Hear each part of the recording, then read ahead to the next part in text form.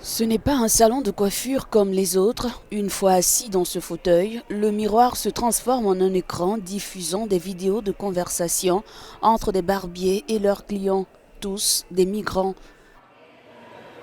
Ce fauteuil fait partie d'un musée et d'une exposition consacrée aux entrepreneurs migrants au Royaume-Uni.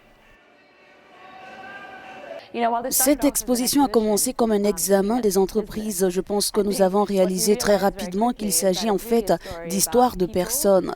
Il s'agit de la lutte pour créer quelque chose et des gens qui doivent faire face à de nombreux obstacles pour arriver quelque part, et pour certaines entreprises, elles ont eu cette énorme trajectoire ascendante.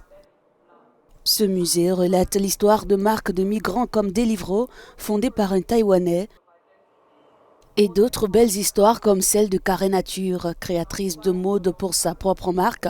Elle a confectionné une robe pour l'exposition.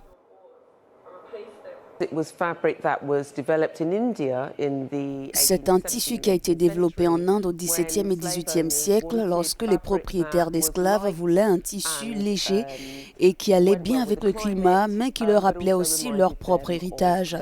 Nous l'avons donc coopté et nous en avons fait nôtre. Le tissu imprimé africain, le tissu Ankara, est un clin d'œil à notre héritage, et j'aime les couleurs vives, donc j'ai toujours voulu travailler avec la couleur. Il n'a jamais été question de noir et blanc. Carré Nature utilise la mode pour faire passer des messages contre le racisme.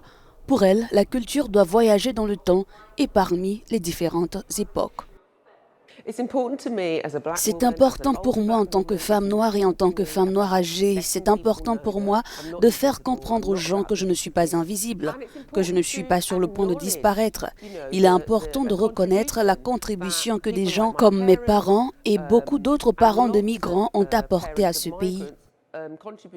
Le musée des migrations a été fondé par Barbara Roche, une ancienne ministre britannique de l'immigration. Elle a été la première à plaider en faveur de la création d'un tel musée en Grande-Bretagne après avoir visité plusieurs autres dans d'autres pays.